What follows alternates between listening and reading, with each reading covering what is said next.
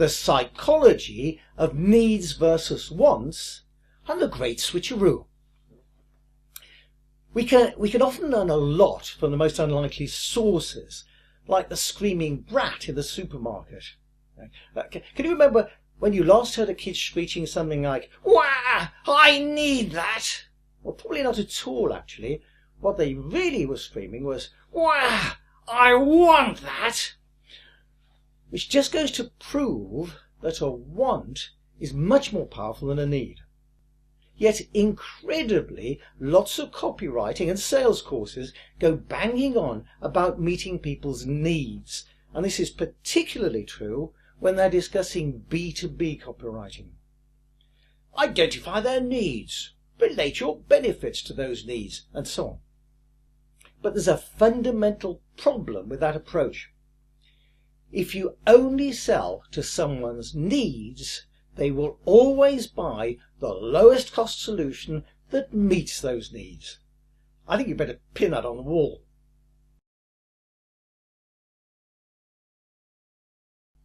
Let me illustrate what we've just been saying with a true story. Many years ago, when I was a young man, money was tight, and I was forever having to balance expenditure against more than one competing item. And I can remember there was a time when I had a very real need.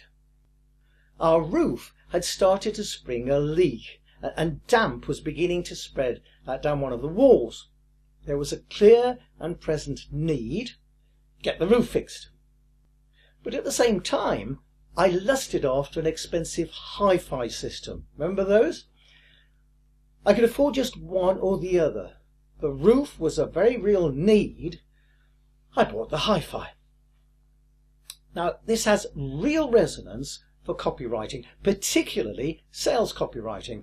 You see, whether it's outbound marketing, direct mail, email shots, adverts, and so on, or inbound marketing, your website, however powerful your copy, there's one fundamental weakness: inertia.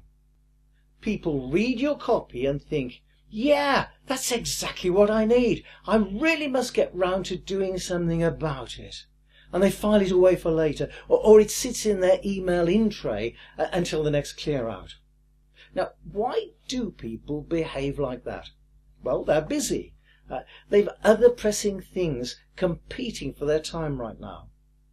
Another major inhibitor is the fact that people will do anything to put off having to speak to a salesperson. So we need to apply the great switcheroo. Switch from selling needs and start selling wants. I'm going to give you a real-life example right now, and we'll return to it in much more detail later on in the course when we look at white papers. A few years ago, the European Union announced major changes to the way it dealt with cross-border VAT accounting. And for many large corporations, it meant changing their whole accounting software, which typically cost hundreds of thousands of dollars. The need was very real, and it was urgent for any company trading inside the EU. But my client recognized the threat of inertia. So having described the needs, we quickly switched to something our prospects would want: a white paper that explained clearly everything they needed to know.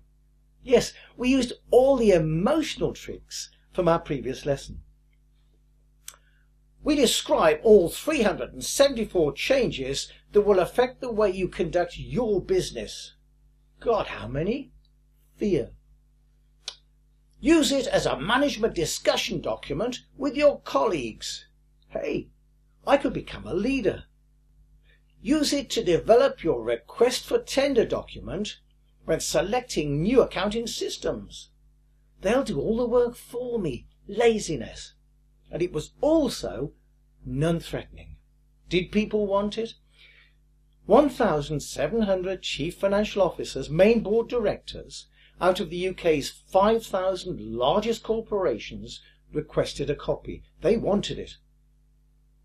Later on, I'll show you how we structured the campaign and similar campaigns, including the actual copy that we used. But for now, though, I need you to focus on this one lesson. No, I don't need that at all. I want you to.